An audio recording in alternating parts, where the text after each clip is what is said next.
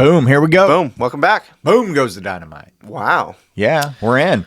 We are in. So we are on a 5-week? Sure. Something like that. 4 Yeah, or it'll be 5 fine. week journey. We're on the next week of an extension of what we talked about last week, and we're journeying from 2. From 2. So we're really talking about how to become from something to something, right? We talked about being an enemy of God to a friend of God. And From being self-centered to being Christ-centered. From self-centered to Christ-centered. And now we're going to talk about from being forgiven to forgiving. So very, very similar to, I would say, a podcast that we had or a show that we had a while ago around forgiveness, but we want to... We have faithful viewers, they remember. They remember everything that we said about it. But just a different little take on it, right? Like a different little spin on being forgiven. So,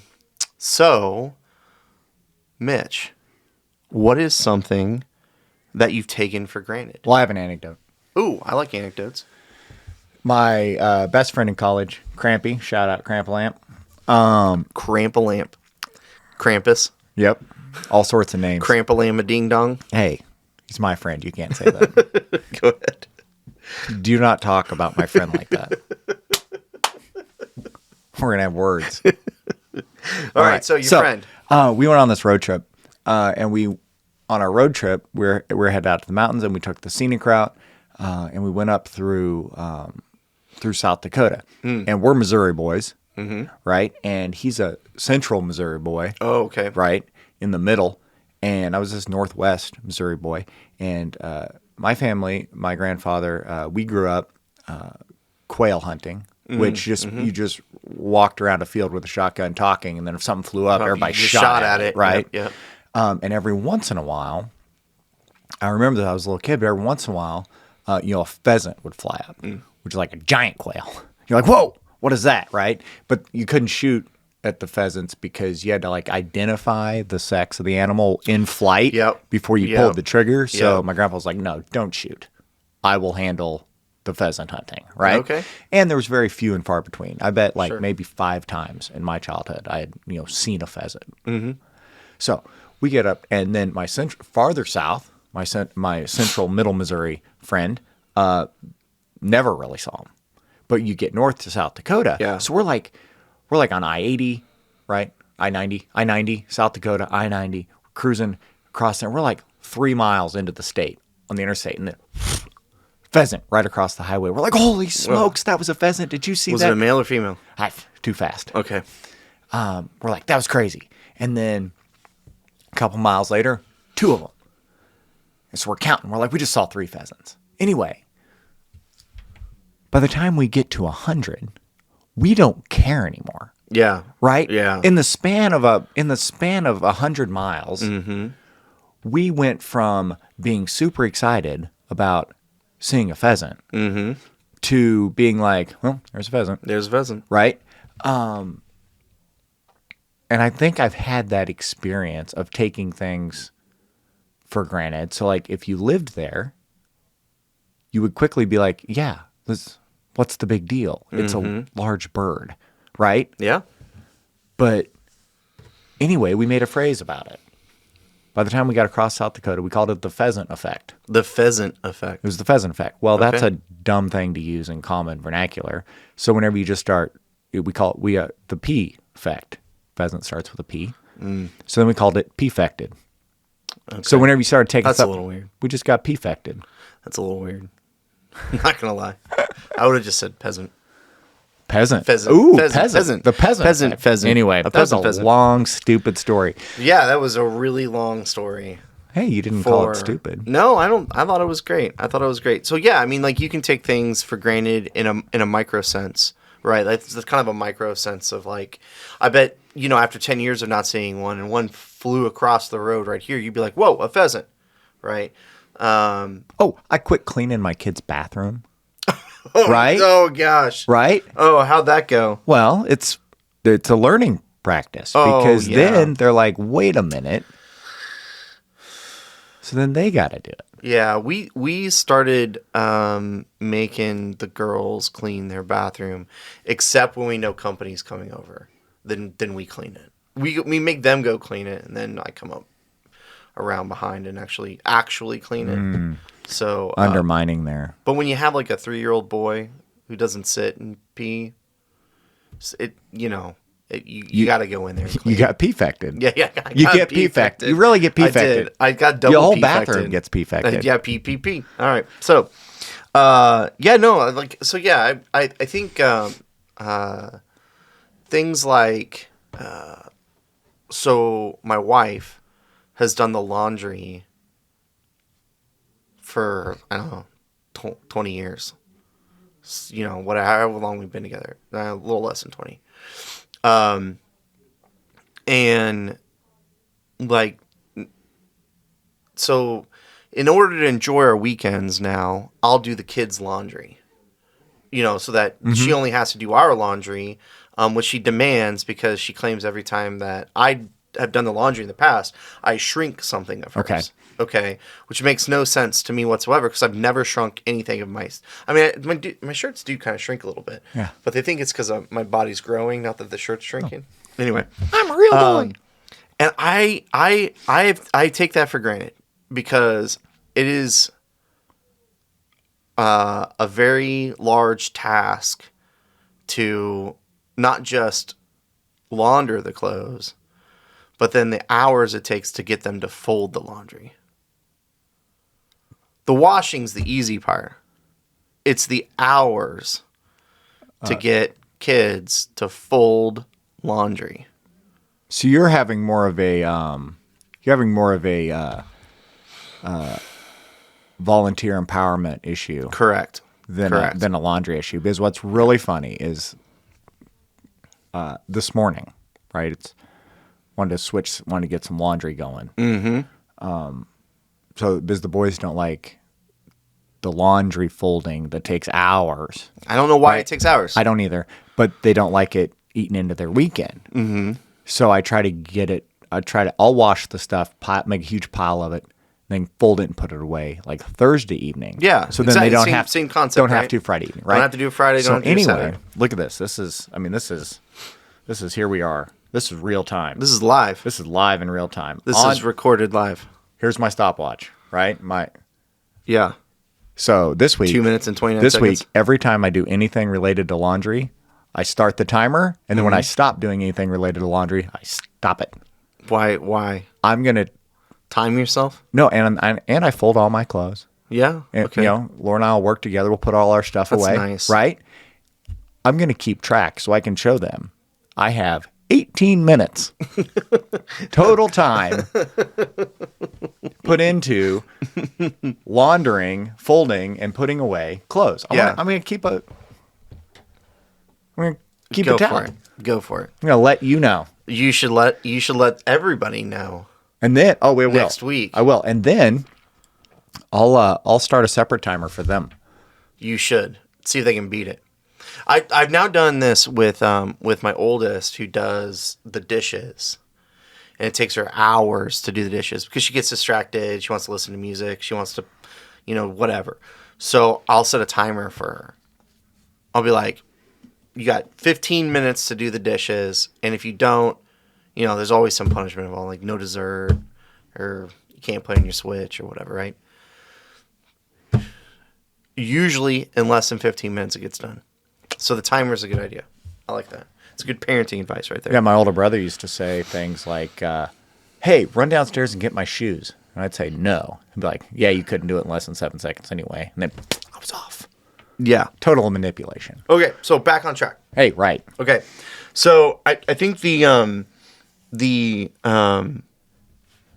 idea of the question of what you take it for granted, what do you take for granted, is I think sometimes we take for granted the idea that God has forgiven us of our sins. Like everything. Right? Like, we take for granted all the horrible things we do. Mm-hmm. God forgives us of. And then we turn around and we're like, yeah, but that guy pulled in front of me with his car. Now, we didn't get in an accident. No one got hurt, but boy, it was like, it was a car length. Yeah. And I'm offended. I got so mad the other day because we were pulling out of Sam's Club and, you know, we're on that road to get on the highway, right? And this lady pulls out and then stops, like at the stoplight, you know, where Walmart's coming out and then the gas station or whatever. She stops. There's like only 2 cars up there. She stops to let people left turn into Walmart. Okay, very gracious of you, but like... Dangerous because this lane's not stopping. Yeah. It's 2 lanes, right? This lane's not stopping. So it's nice of you, but like nobody over here is stopping. It's a team sport at that point. Right. So then the people are like turning right out of Walmart. You know, they're like, oh, this lady's an idiot. I'm turning, right? Okay. So she doesn't just let one go. It's not like, oh, I recognize that you've been waiting there for a while. Let me stop, let one out, I'll go. Maybe the guy behind me will stop, let one out, you know, and go. No, she lets like 10. Like she's like stopped at a red light that doesn't exist. All right. So I like honk my horn, you know, honk, honk, you know, or whatever. Nothing. No recognizing whatsoever. You did the really nice beep, beep, right? I just been and I was like, you know, I did the, hey, what's up? Not the, ah! But like, you know, I go, hey, what's up? You know? And nothing. No recognition whatsoever. So I was like, well, maybe she didn't hear my horn. Let me just get the beep, beep again. Hey, no recognition. Car's just, you know, still sitting there waiting. So finally, the light turns green. She's still stopped. Everybody's turning. She okay? I don't know at this point. So now I'm really concerned. I'm kind of laying on a little bit more, making sure she's okay. Well, then she decides to go. And I'm like, okay, here we go. So she goes, lights now red. She stops again in front of the gas station. She need fuel? No, I don't know. Anyway, long story short, 3 lights we go through. And then she realizes she doesn't want to be in that lane. She wants to make a left. Oh. So then she cuts over. Cuts people off so that she can make a left. I was so mad, dude. I was so mad. I rolled down the window because I'm stopped at another red light. Read that little critter book. I'm so mad. I'm so mad. I rolled down the window, and what do you think I said? Have a nice day, ma'am. What is going on? That's all I said. And she just like didn't look because she knew, you know. And then I turned. Like, what is going on? Did this like quickly turn into a confession? Yeah. Well, you just said, you know, that person cut you off or whatever. All right. Normally, I'm okay with car-related stuff. Here's the like other. That. I don't relate normally to like, oh, you know, the guy that's going slow in the fast lane. I don't really care. Here's one for you. But I cared then. I was at a church, not ours, and this was very recent. And I cut someone off. Oh, completely. I'm just completely aloof. You know me. Yeah. I know you. I have aloof moments, right? And like it was one of those things where like you look in the mirror, and there is a car like attached to you, and you have no idea where it came from. You're like, whoa. Right? The only way that it's possible is it was there, and I didn't see it. Right? That's the only possible way. So like 100% guilty. Yeah. Of either that car was going light speed and was able to stop on a dime and just appear, or I pulled right out in front of this poor young lady. Yeah. So I think, oh dear, that was bad. That was bad driving. Very poor driving skills. I'm embarrassed. You know, it's all instantaneous, right? I'm embarrassed. I should be apologetic, but we're in vehicles. I can't apologize. Did you give the wave? Yeah. Like the hey, sorry wave? I'd started the wave up. You know, the hand came up as she commits laying on the horn, right? And I did it's the back of your hand, so you do the kind of like you kind of do the hey, sorry, you know, but you got to be careful because that's like what's the matter, you, right? Like you got to be careful. I never take it that way. I always take it like that. Oh, hey, thanks for letting me in, or sorry. I know, but like, I mean, this was so egregious that I don't know that like a hand gesture it conveys my apology. Like you do the whatever, like I'm sorry. I'm sorry. But then they're like, great, this guy doesn't have either hand on the wheel, right? Like, but you're in the parking lot, I assume, right? Yeah, and then anyway, angrily stays, very closely behind me. I can only presume angrily. Yeah. For the next 5 miles. Ugh. And I think, well, maybe we're going to the same place. We just left a church, right? And then and I was thinking like, oh man, I feel all this guilt, like, because I've done the bad thing, but I'm being followed very closely by a fellow Christian. Is she still honking at you? No, that was only just one loud blast. Right. But it wasn't the Roadrunner. It wasn't the Roadrunner. It was the what's the matter with you? Yeah, so then I was like, I don't know what's the matter with me. Ma'am? I'm just thinking about the service, my bad.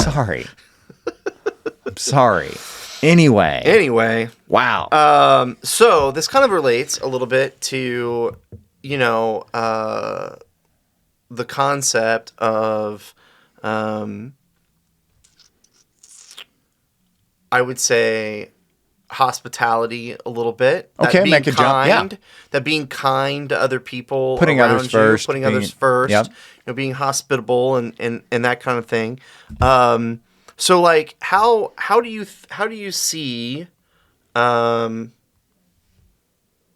like today? I think you and I were probably raised pretty similar in terms of hospitality, right? Yep. So what do you do when you? I got a little head start. Obviously, I clean the bathroom. I have a little head start on you. Okay. Hospitality. It's kind of your gig. Not bragging. It's kind of your thing. It's my highest spiritual gifts. I did one of those spiritual gifts assessment. Oh, really? Hospitality. Top score. Wow. What were the other ones? What was your lowest score? Music. The music was your lowest? Yeah. It was pretty much the readout said Jesus doesn't want you near instruments that other people or vocals, right? Yeah. I got you. I got you. God's blessed others for that. You just stay away. Hi to people and shake hands. You make sure everybody is in the best possible position to receive to receive what God has prepared for them through someone else. Okay. All right. So I am huge on hospitality. So what do you I love throwing a good party. Yeah, I was going to say, anything special you do if you know somebody's coming over, even if they're just stopping by, right? Like, hey, borrowed your weed whacker, going to bring it by you at home. You do anything special at that point? Like, are you that hospitable that you're like, come on in. Quick, clean up a little bit. No. It's not. I don't do the cleanup. Like if it's a surprise, my buddy Nate says if your garage door is open, you're accepting company. Yeah, I would agree with that. And, so like somebody shows up, it's a place to wreck. But you're here. Come on in. Focus is on you. You want coffee? You want tea? No. Okay. Usually, frosty beverage. What would you like? Yeah. Come on in. A&W root beer? Yeah. Cold mug? Whatever I have. Yeah. Okay. All right. Yeah. All right. Just want to stay for dinner? I do the emergency clean. Yeah, but you can't do the emergency clean. Well, if somebody ding-dongs you and they're like, hey, you're like, well, come on in, know? Heck yeah. But like if somebody like texts me, right, and they're like, hey, I'm in town, I want to stop by and say hi, it's like, okay, see you in a few. Yeah. Shauna, quick, let's clean. You know? Like, such and such is coming over, right? Because you don't want to be like, like the house isn't messy, but the kids, they put pillows everywhere. They're making pillow forts, and they're, maybe you got some dishes in there from last night, that your oldest hasn't done the dishes yet, or whatever. And it's like, quick. I always think about the bathroom. That's like Man, my go-to. no, I go to interpersonal relationship. Oh no. Conversation. I want people to feel comfortable. Oh yeah. In the home, not necessarily with me. Like, I want them to feel comfortable with their surrounding, not with the conversation. Like, mine immediately goes to, no, what if they need to use the bathroom? Quick, kids, clean the bathroom. You know? I'm like, fix them a drink and get some snacks. Yeah. That's my second go-to. Snacks? That's like if they're going to stay a little while, then we're breaking out some cheese and crackers. Oh, yeah. And some sausage. Right? So very hospitable to guests, right? So first century, right? Hospitality was like very important. I think pretty similar. Yeah, I don't think there's a huge. To us, I think it's an innate. This Midwestern values you're right. we have. You're right. We are superior in this aspect. I feel like it's very similar. We're more hospitable and humble. And we're more humble. And I think that's probably because we are still... The humble part was a joke. Very humble. We are still kind of more of an agrarian society still in the Midwest, right? Like we're not big city New York where they've kind of more industrial kind of mindset, right? We're still kind of in this agrarian mindset. We've got farms, I got acres of field behind my house and all that kind of stuff. So I think from a Midwest perspective in hospitality, there's not much different, right? But I wonder if you went to New York or LA and they weren't transplants, right? Like they didn't Midwest and then they went to New York. Would it be the same? Now I can tell you I've lived in Atlanta and I can tell you the hospitality is completely different.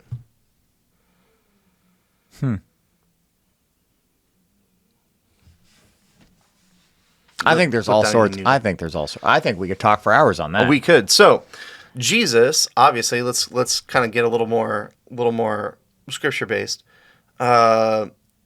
Faced a lot of, as he traveled around and gained notoriety, right? People would invite him to their house for dinner, or whatever, right? There's tons of stories of him going here and there and having dinner and then, eating with people, cheese and crackers and sausage, right? Crackers, just unleavened bread. Yeah, well, I mean, yeah, but it's like crisper, Anyway, so he receives an invitation from some Pharisees to come over. Obviously, the Pharisees are not big fans of Jesus, right? So he kind of knows, he probably knows in the back of his mind. He's like, I gotta watch what I do, gotta watch what I say a little bit here, right? Because these people aren't necessarily my friends, but they invited me. I'm gonna take them up on their hospitality, right? So he goes and hangs out, and so this woman, we don't really know what sins that she has committed, but everybody kind of in the room in the area knows that she's this great sinner. Lots of sins, very sinful person. Very good. Doesn't want anything to do with her. And she comes in and she brings a bottle of alabaster vase of rolls right up in there. Perfume, just rolls right in there, which is just interesting to me how like you can just walk right in, right? But okay, so brings this in. She just Cosmo Kramered right up in there. Right, just goes right up to him, starts crying, making a scene, wiping his feet with her hair and tears, and then using this perfume on his feet, right? And the Pharisees are like, "Hey, how can you hang out with this kind of scum and villainy?" Right? For a little Star Wars quote. Okay. And so, he kind of turns to the Pharisees and says, "Hey, who are you people? You didn't even, when I came in, you didn't greet me. Like I guess they would kiss each other on the cheeks, kind of Italian style, right? You didn't give me any, you didn't greet me like that. You didn't give me water to wash my feet. You didn't do this, you didn't do that. And here's this woman giving me this hospitality. Like, What's up with that? I don't know. So, my question is, what's interesting about this dynamic is that this is really like an example, and there's other examples in the Bible too of where you would have two groups of people that would normally not associate with each other being drawn together because of Jesus, right? And you look at the disciples, like all walks of life, right? Tax collectors, sinners, fishermen, all these different groups. He drew people to him, made everyone feel accepted. Yeah. Or in his presence. So created a following of folks that was very, very religiously, economically, socially diverse.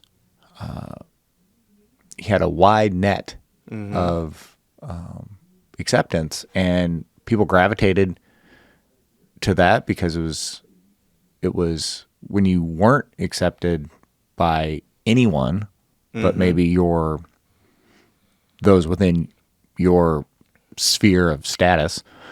It was quite refreshing, I would think, to be welcomed and shown hospitality by Jesus. So it was kind of like the cool kid, like inviting he'd inviting stick up a dorky little kid to the lunch table. Yeah. And maybe he wasn't necessarily the cool, popular kid, but everybody felt different around him. Yeah. Felt accepted. So there was. And I think it's the acceptance. So then the cool table, right? Be our Pharisee friends. The cool table. They're like, "What's up? Okay, why don't you? Hey, dude, come over and hang out. Let's turn this into middle school lunchroom, right? Yeah. They're like, hey, okay. I don't know why everybody thinks you're so cool, because all these people used to think we were cool and wanted to be with us, but we wouldn't let them be with us. And now, this is like the beginning of every rom-com. Yeah, now they think you're cool and they want to be with you, and now they don't necessarily want to be with us. So okay, you can come be with us. You can come be. We'll change you. We'll show you. We'll make you like us. And then they'll want to be like us, and you'll be one of us. And this is all cool. So yeah, come over here, Jesus. We'll show you the ropes, right? School, little lunchroom perspective for you, huh? Flashbacks, bro. Flashbacks. So Jesus shows this woman forgiveness, right? And tells her, hey, look, all your sins are forgiven, right? Like, but I think that acceptance of Jesus is forgiveness, right? It's not just acceptance. It's not like I accept you for who you are, but it's, hey, look, you've maybe done whatever in your past, done this in your past, done this in your past. You're forgiven. Let's move forward, right? And it's that kind of acceptance that I think is different than just, hey, you want to come sit with us at the table? Yeah. So right? Jesus got invited to the cool table, accepts the invitation, goes to the cool table, and then one of his nerdy friends that he's made comes over to the cool table too, and Jesus scoots over, slides to the right, slides to the middle, right, slides to the middle. This kid sits down, and they're all like, "What are you doing?" Little Forrest Gump on the bus. Yeah, the seat's taken. They're all seats taken, and he's like, "No, there's plenty of room here for my friend." Okay, so kind of wrap this up. We're running out of time. Oh, the sands of time are closing in. Nothing has been more true. So I would say that one, I think we take for granted, right? We forget about Jesus forgiving us, God forgiving us, and we don't necessarily want to extend that to others, right? Like, and I think it's because partly we live in a lawful society, right? You do something wrong, there should be consequences to those actions, right? And so for God to say, "Hey, I freely forgive you for your actions, no consequences," makes no sense to us, right? From a whether you're a parent and you're like, imagine those parents where their kids act up and there's no consequences, right? And so for that idea is so foreign to us that we forget to extend that as to others as well, right? So in our journey as a Christian, going from being forgiven and just saying, okay, thanks, but not forgiving the person that cut you off, right? To being the person that extends that same forgiveness to the people around you, is I think one of the hardest journeys that we've talked about so far. Yeah, I want to conclude with our lunchroom analogy. Okay. Of you may have just always been at the cool table. Well, then this story is a perspective that you need to gain, this perspective of the whole story. Mm-hmm. But if you've been invited to the cool table and you've been there a while, don't forget where you came from, and be welcoming and hospitable to everyone else. Make room at the table for everybody, and help bring that loving acceptance, hospitable equity and forgiveness to all those around you by bringing perspective. So my takeaway for this is don't take for granted the situations and positions I'm in to use those situations and positions to bring others up. Yep. Great. I love it. Bring others up. Well, that's it. We ran out of time. Sands of time are gone. So we'll see you next week. Awesome. Later. Later.